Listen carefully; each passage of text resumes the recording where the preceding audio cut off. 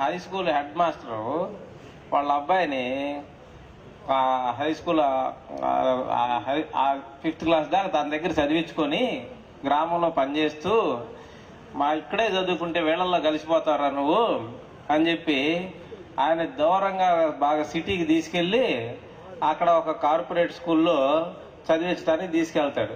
ఆ పిల్లవాడు నానా నేను నిన్ను చూడందే ఉండలేను, అమ్మని చూడందే ఉండలేను, చెల్లెలను చూడందే ఉండలేనని ఆ మెట్ల మీద కూర్చొని ఏడుస్తాడు. నేను జారను, నేను ఇక్కడ రెసిడెన్షియల్ స్కూల్లో నేను ఉండను, నేను ఇంటికి రోజు మిమ్మల్ని నేను చూడాలా, నేనేం గోల్ చేయను నాన్న, నువ్వు చెప్పిన మాట వింటాను నాన్న, నన్ను ఎట్టయినా సరే ఇంటికాడ ఉంచు నాన్న, నా ఫ్రెండ్స్ ఉండారు, నేను అందరితో మాట్లాడుకుంటూ ఉంటాను అని అంటే వాళ్ళ నాన్న నువ్వు పల్లెటూరులో ఉండి ఆ స్కూల్లో చదువుకుంటే ఏమవుతారా, నువ్వు వాళ్ళకులాగానే తయారవుతావు, కాబట్టి నువ్వు ఇందులో చదువుకుంటే నువ్వు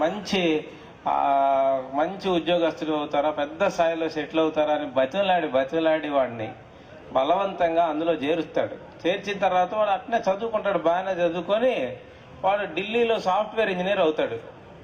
ఢిల్లీలో సరే అక్కడే ఈ మాస్టర్ ఇంకొక సాఫ్ట్వేర్ ఇంజనీర్ని ఇంకొక అమ్మాయిని చూసి అక్కడే పెళ్లి కూడా చేస్తారు. పెళ్లి చేసిన తర్వాత వాళ్ళకి 2 సంతానం కలుగుతారు. అంతలోకి ఈయన రిటైర్ అయ్యి ఇంటికాడ ఉంటాడు, భార్య చనిపోతుంది, అక్కడే కాలం గడుపుతూ ఉంటాడు. అప్పుడప్పుడు వచ్చి చూసిపోతూ ఉంటారు వాళ్ళు. సరే ఒకసారి నాన్నకు బాగాదు, అందువల్ల కుటుంబం మొత్తం అది భార్య పిల్లలు అందరూ వస్తారు. వచ్చినప్పుడు ఇక 2 రోజులు ఉన్న తర్వాత నాన్న నువ్వు కూడా బయలుదేరు అని చెప్పి బయలుదేరుతారు.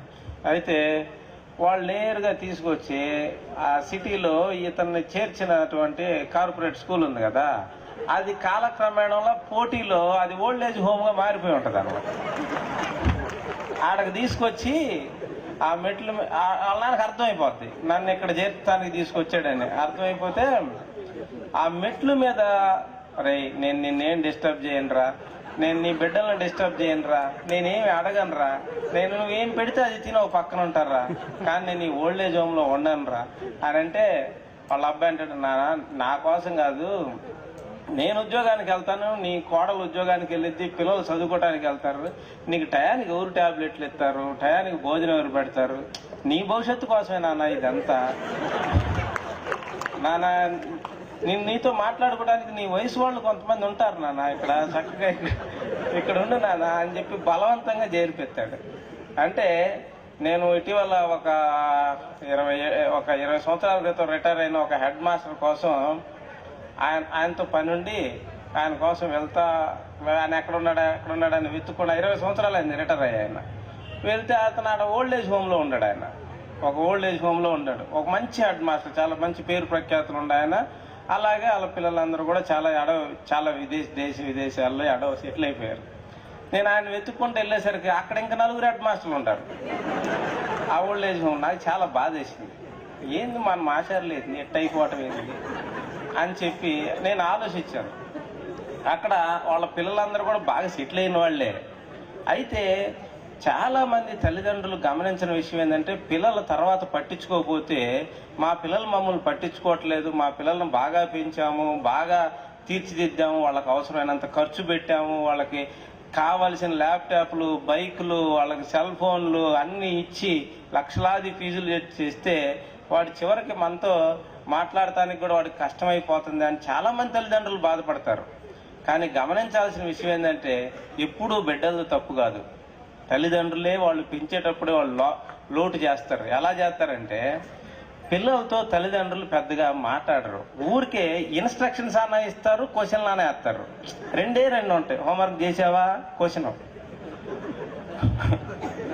అలాగే హోంవర్క్ చేసుకో ఇన్స్ట్రక్షన్, 2 అట్లాంటి క్వశ్చన్లు అన్నా వేస్తారు, ఇన్స్ట్రక్షన్స్ అయినా వేస్తారు. కానీ ఒక 7-8 సంవత్సరాల పిల్లవాడు వాడు స్కూల్కి వెళ్ళొచ్చి ఏదో స్కూల్లో జరిగిన 4-5 విషయాలు చూద్దామని మన దగ్గరికి వస్తాడు.